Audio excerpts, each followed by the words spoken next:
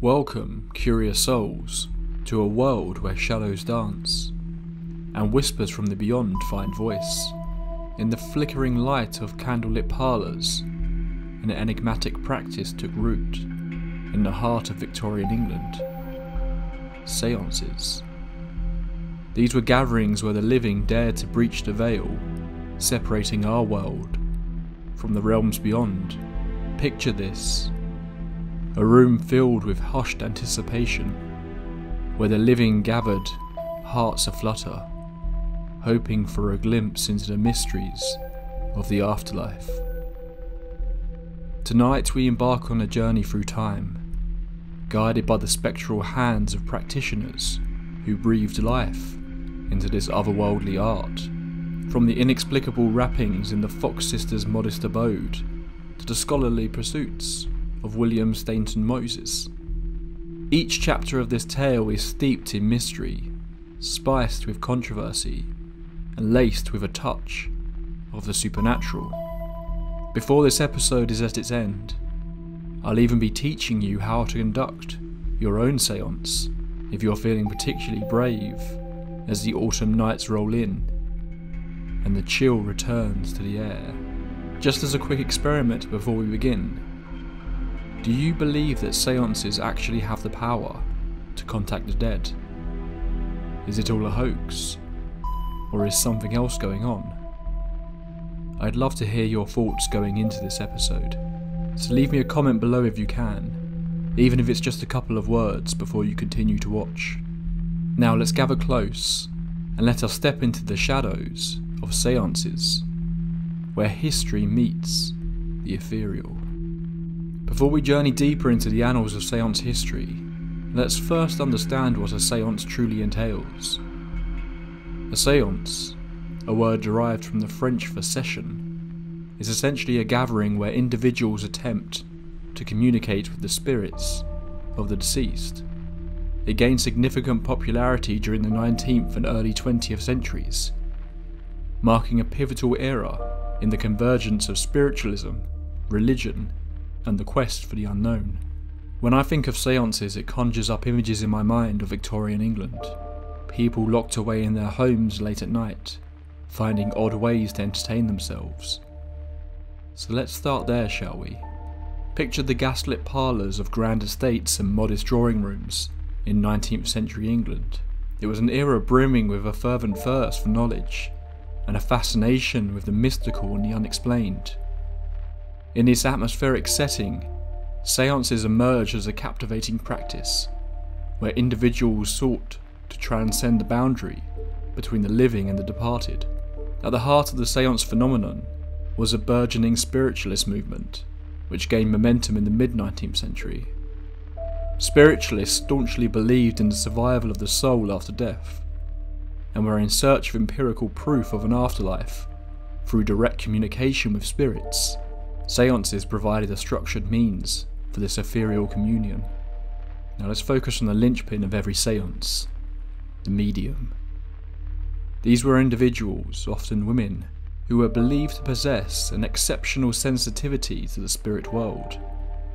They stood as conduits between realms, channeling the voices and messages of the departed. Their presence was absolutely integral to the seance experience. Seances in Victorian England were known for their dramatic flair. Ectoplasm, a mysterious substance supposedly exuded by mediums, took centre stage. In the dim candlelight, ectoplasmic forms were said to materialise, adding an otherworldly aura to the proceedings. Apparitions and ghostly figures were reported, heightening the sense of mystique. Seances permeated popular culture, weaving their way into literature, art and theatre. Yet alongside fervent belief, skepticism thrived. Magicians such as the legendary Harry Houdini dedicated themselves to unmasking fraudulent mediums, revealing the fine line between genuine spiritual experience and artful deception. The legacy of seances endures, leaving an indelible mark on paranormal exploration. Though often viewed through a lens of Victorian romanticism, the practice laid the foundation for modern paranormal investigations. The quest to fathom the mysteries of existence, as exemplified in Victorian Seances, continues to enrapture minds to this very day. Today, the echoes of those seances resonate in the ongoing quest to unravel the enigma of life beyond the mortal coil. But of course, seances were not just a practice on this end of the world, nor were the Victorians the first to practice such techniques. The ancient Greeks, Egyptians, and shamanic traditions all had their own ways of contacting the dead. But for this episode, we're going to be sticking with looking at the more modern take on this method. We'll commence our journey by unravelling the story of the Fox sisters, who have been referred to by many as being the pioneers of modern spiritualism. In the modest village of Hydesville, New York, nestled amidst the 19th century American landscape, three sisters emerged as the catalyst of a spiritual revolution. Leah, Margareta, or Maggie, and Catherine, also known as Kate, Fox, born into a family with an innate curiosity about the ethereal, would soon etch their names into the annals of history. Their upbringing was steeped in an environment that not only permitted but actively encouraged exploration of the supernatural. It was an atmosphere primed for the extraordinary events that were to unfold. In the year 1848, within the confines of their family home, the Fox sisters claimed to encounter a phenomenon that would forever alter the course of spiritual inquiry. The tale is as haunting as it is compelling. Mysterious rappings, akin to spectral Morse code, echoed through the rooms. Maggie and Kate asserted that these raps were their conduit to a spirit attempting to communicate from the beyond, and that the house was haunted. News of this otherworldly encounter spread like wildfire, captivating the imaginations of a populace hungry for connection with the unknown. Seances, once the provenance of secluded eccentrics, took centre stage in parlors across the nation. The Fox sisters were now famous mediums, acting as bridges between the earthly realm and the ethereal plane. Their seances were characterised by the rapping sounds, which, over time, evolved into more sophisticated forms of communication. The sisters claimed to receive messages through a coded system of knocks, answering questions posed by those in attendance. Their newfound method of spiritual exploration represented a radical departure from the traditional religious practices, blurring the lines between the secular and the sacred. The hype surrounding the Fox sisters' seances sparked a rapid expansion of the spiritualist movement, a testament to the hunger for connection with departed loved ones. Yet, as with any phenomena that challenges established norms, skepticism and controversy abounded. Critics sought to explain the rappings through natural means, suggesting anything from subtle muscle movements to the settling of the house itself. In 1888, Maggie Fox claimed that the sisters had faked the entire incident, even going as far to demonstrate how they performed the hoax. But this apparent revelation did nothing to stop the ball rolling on the spiritualist movement. She also later retracted her confession, although some have suggested this was due to her being financially affected by it.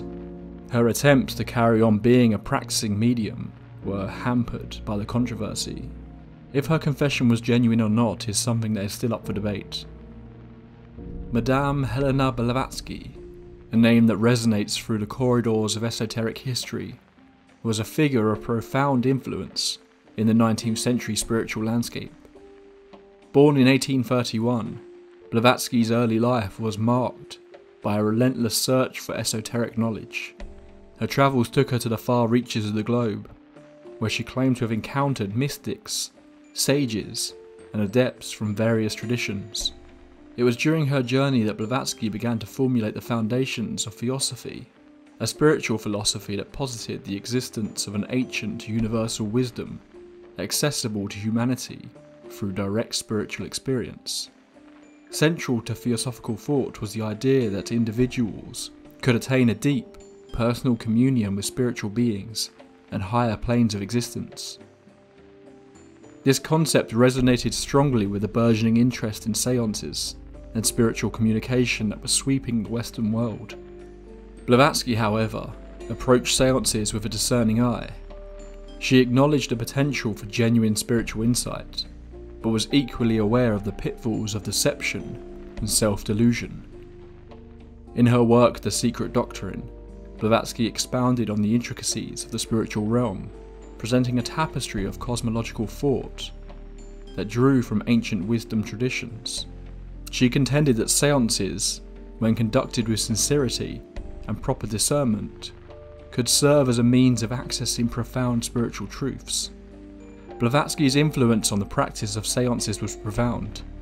Her writings and teachings not only inspired countless seekers to engage in spiritual exploration, but also provided a framework for understanding and interpreting seance phenomena.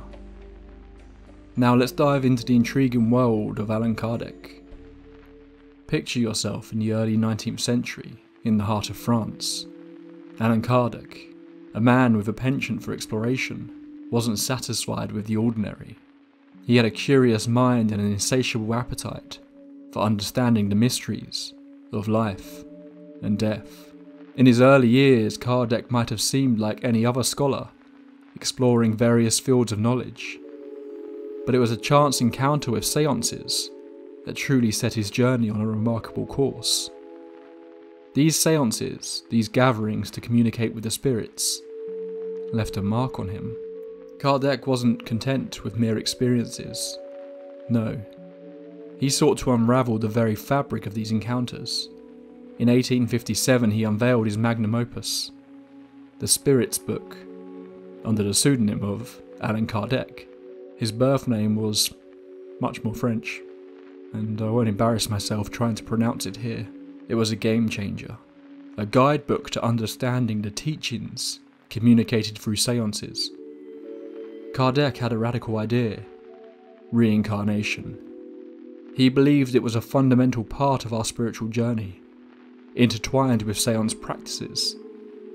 This concept struck a chord with many seekers of the time.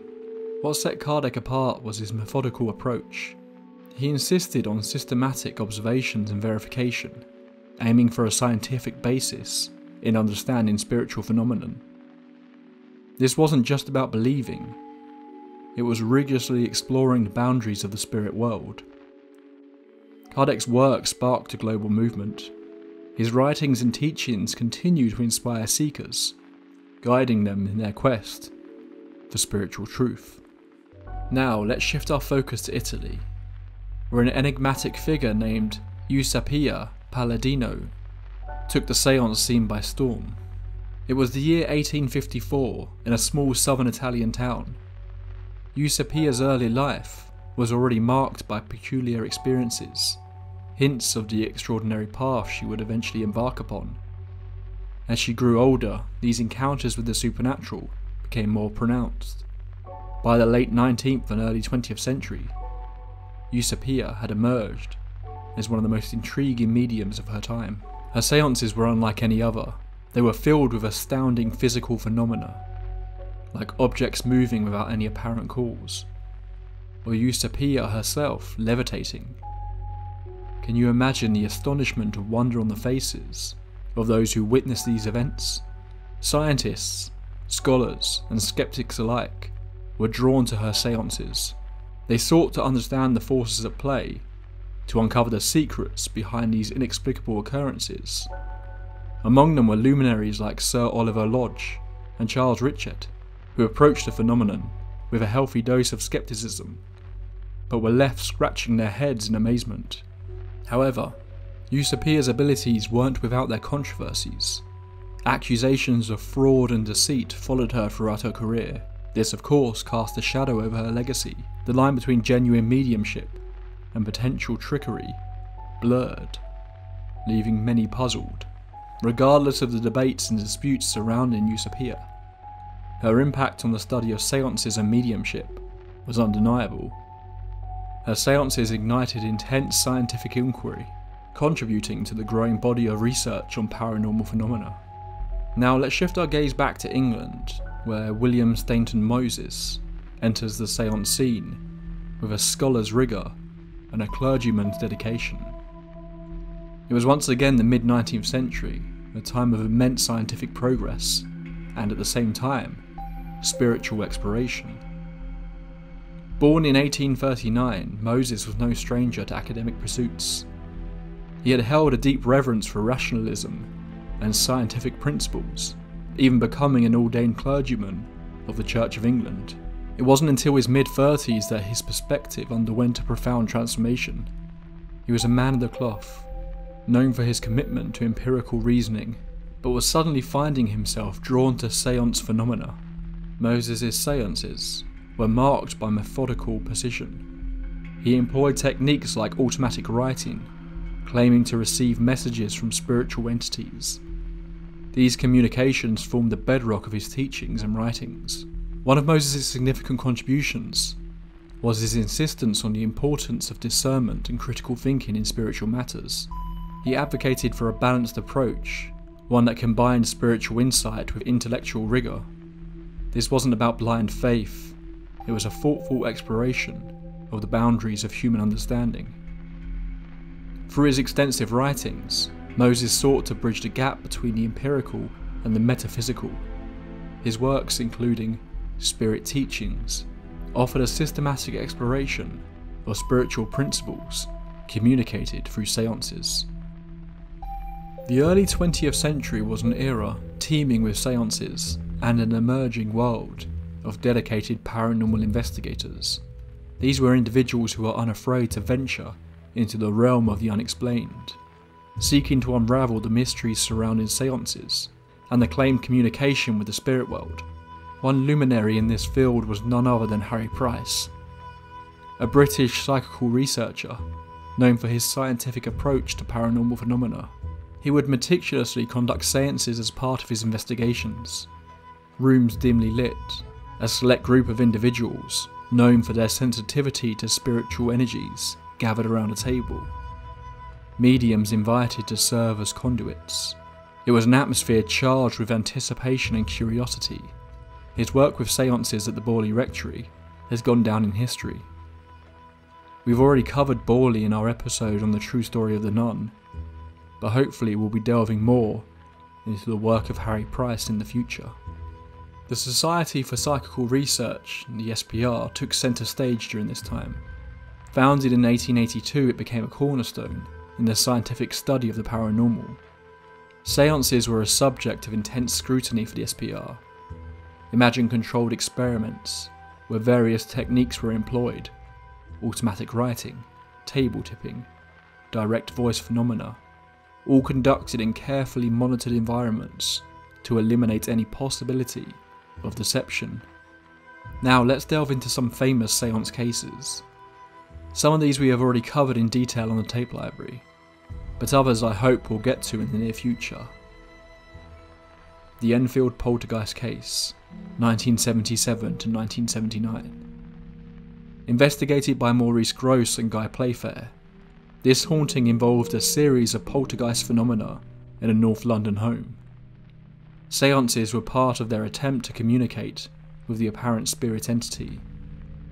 Many examples of automatic writing were witnessed here, and at least one spirit appears to communicate through the body of one of the young girls in the house. The Amityville Horror, 1975. The events in Amityville, New York were investigated by renowned paranormal researchers Ed and Lorraine Warren. Seances were conducted as part of their efforts to communicate with the alleged malevolent forces. Lorraine has always claimed to be very sensitive when it comes to communicating with the spirit world. The Skull Experiment, 1993 to 1998. Conducted by the Society for Psychical Research, the Skull Experiment aimed to establish communication with purported spirit entities. Seances were held in a village in Norfolk in the UK, involving mediums and researchers. The sessions allegedly yielded remarkable paranormal phenomena, including written messages and photographic anomalies. The Cross Correspondences, 1901 to 1932. This complex series of experiments involved multiple mediums communicating fragmented messages across various seances, coordinated by members of the Society for Psychical Research. These seances sought to provide evidence of post-mortem survival.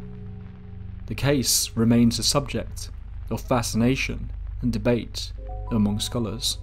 The Warrens and the Haunting in Connecticut, 1986. Ed and Lorraine Warren return here. It's hard not to talk about them when they seem to be involved, to some level, in every major paranormal case within the US at least. In this one, they were involved in the investigation of a purportedly haunted house in Southington, Connecticut. Seances were conducted as part of their efforts to communicate with the spirits believed to inhabit the residence. The R-101 airship disaster seance of 1930. After the tragic crash of the British airship R-101, mediums held seances in an attempt to contact the victims. This event, which involved multiple seances conducted across England, illustrates the historical belief in using mediumship to seek solace and closure after a tragedy. These cases illustrate the diverse contexts in which seances have played a role in paranormal investigation, from seeking solace after a tragedy to systematic experiments exploring the boundaries of human understanding. Seances have been a central tool in exploring the mysteries of the spirit world. Now let's wade into the waters of controversy. Seances have been a subject of heated debate for ages. Here are some of the key concerns many skeptics have raised. Scientific rigour versus subjective experience. Some skeptics argue that seances are slippery ground for a traditional scientific study. They say personal beliefs and emotions can muddy the waters, making it hard to tell if something's genuinely paranormal or just a trick of the mind. The potential for fraud. Let's face it, not everyone out there is playing by the rules. There have been many cases where folks have tried to pull the wool over people's eyes, using all sorts of tricks to fake paranormal activity. Ethical dilemmas. There are those who think trying to chat with the departed is just plain wrong. They're worried it messes with the natural order of things and could lead to unforeseen consequences. It's like trying to rewrite the rules of life and death. Different level of medium abilities. Mediums aren't all cut from the same cloth. Some might be superstars, while others are still figuring things out. This variability can make it hard to figure out just how reliable seance communications are. Psychological explanations. Some researchers think that seance phenomena can be all chalked up to psychology. They talk about suggestibility, altered states of consciousness, and something called the ideomotor effect. It's like saying our minds can play tricks on us, making us think that we're talking to spirits when we're not. A lack of solid proof. Despite loads of seances over the years, some skeptics argue there's just not enough rock-solid evidence to say for sure that we're really talking to the spirit world. They say we need more scientific data to be really sure. If you've stuck it out this long, I imagine you might be interested to delve into the world of seances yourself. Well, there's a few things to discuss first. The dangers of performing seances. Let's talk about something crucial, the potential risks of diving into seances. It's like exploring uncharted waters, thrilling, but not without its danger. Here are some things to keep in mind. Seances can stir up intense emotions, especially if participants believe they've made contact with a departed loved one. It's opening a door to a realm of feelings, and you might not always know what's on the other side. Sadly, not everyone out there is as genuine as they seem. Some folks might try to deceive or manipulate, taking advantage of the vulnerable state that seance participants can find themselves in. Can you really trust your medium? They say that engaging in seances can also potentially open up individuals to spiritual energies. Now, that's not necessarily a bad thing, but without the right precautions, it could lead to unexpected spiritual experiences. and those aren't always easy to handle. Here's another thing. Seances might not always deliver clear or satisfying communications with spirits. They say it's like trying to talk on a fuzzy phone line. You might not get the answers or connections you were hoping for. Also, there are ethical considerations. Some folks question the ethics of trying to communicate with the departed. As we mentioned in the skeptic session, they worry it could disrupt the natural order of life and death. It's meddling with a delicate balance, and you might not fully understand the consequences. You also have to be totally prepared. Holding a seance requires focus and stability. If participants aren't mentally or emotionally prepared, it's like trying to run a marathon without any training. It's bound to be uncomfortable. So remember, if you're thinking of diving into a seance, do it with your eyes wide open, and make sure you've got a trusted guide along for the ride. It's all about balance, respect, and being prepared for whatever might come your way. Alright, if you've got the curiosity and courage to dive into a seance yourself, here's a basic guide to get you started. Remember, approach this with respect and an open mind, and ideally, with someone experienced to guide you. Setting the stage. Choose the right location. Pick a quiet, comfortable spot where you won't be disturbed. It could be a living room, a dimly lit space, or even outdoors if the weather permits. Create an ambience. Dim the lights and light some candles. This sets the mood and helps create a calm, focused atmosphere. Select participants. Keep the group small. Around 3 to 6 people is ideal. Choose individuals who are open-minded and respectful of the process. Here's what you'll need. A table. A sturdy, preferably wooden table is essential. It will be the focal point of your seance. Candles. These not only set the mood, but can also be used to signal the presence of spirits. Be sure they're secure and won't tip over. Paper and pen, for any automatic writing that may occur during the seance. Any personal items.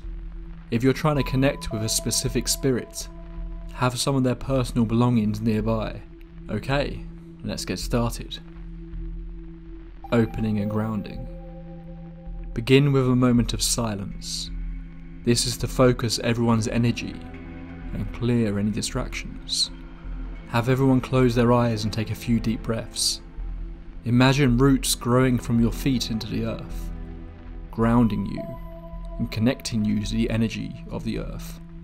Now it's time to invoke the spirits. State your intentions clearly. Speak aloud while you're holding the seance. Are you seeking guidance, closure, or just open to communication? This helps set the tone. Address the spirits. If you are trying to contact a specific spirit, say their name clearly and invite them to join you. During the seance, you must maintain respectful silence. Encourage everyone to remain quiet unless they feel strongly compelled to speak. Observe closely. Pay attention to any unusual sounds or sensations or movements. These could be signs of a spirit presence. If you feel comfortable, ask open-ended questions. Allow time for the responses, and pay attention to any subtle shifts in the environment. You can also utilise automatic writing. If someone experiences the urge to write, provide them with paper and a pen. Let the writing flow without any conscious interference. You can also use candles for communication, as I mentioned before.